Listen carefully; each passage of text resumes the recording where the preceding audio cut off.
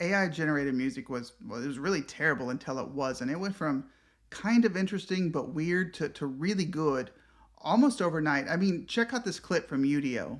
Now you cut me down, my broken heart's in the street. Oh, I'm drowning in the blues. Have mercy, I'm drowning in blues. I mean, to an untrained ear like mine, that is basically indistinguishable from humans. And today is the worst it's ever going to be. That's a full-blown song created from a single text prompt. Udio just raised a round of funding from music executives and musicians like will.i.am and Common to try to continue to push this tech forward. On the other end of the spectrum, Humane's $700 wearable AI pen just came out. And well, I'll just let one of my favorite tech reviewers, Marques Brownlee, sum up the general response. Unfortunately, this thing is bad at almost everything it does, basically all the time. Where do I even start? So yeah, that's not good. But Rewind has rebranded as Limitless AI, and they're launching their own wearable AI tech.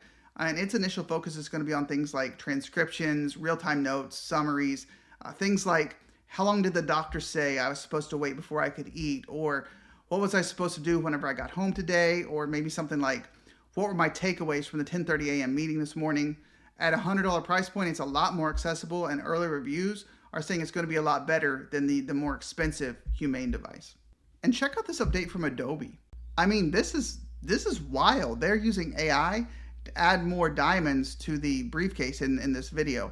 Also from the get-go, they're going to integrate with other third-party AI video generating platforms like Sora, Runway, and Pika. And now they're just going to straight take something out of the picture. They're going to remove an object from the video. So they have the ability to remove objects in this new update, Firefly update. They have the ability to add objects. They have the ability to extend scenes. It is a really, really robust, cool update. Definitely worth checking out the full YouTube video. And it seems like there's always an update every week from the large language model wars.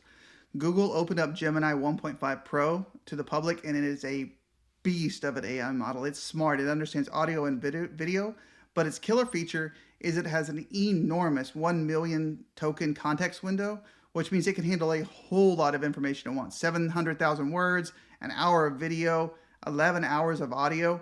Think of the applications you could build on top of this. Something like maybe like a public speaking coach who analyzes not just your speaking, but also your stage presence at the same time. With that kind of a token window, a whole new world of possibilities opens up.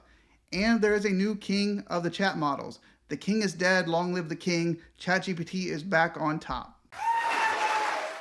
You have no idea how much I wish I could use Premiere's extend the frame feature on that clip. Hopefully Adobe will make at least the beta available to us soon so we can do some things like that. But yeah, ChatGPT, after being dethroned by Anthropic, by their Claude engine, has come back with an update this week. Not only jumped Claude on the leaderboard, but it also now has data up through December, which is really nice. And you wouldn't have made it this far unless you were really into AI or are my mom. So I get this is preaching to the choir a little bit, but Autodesk surveyed 5,399 business leaders across a broad spectrum of industries and asked them what the most important skill was that they were hiring for today. And you guessed it, AI was the #1 skill far and away. So stay curious, keep learning, and I will see you next week.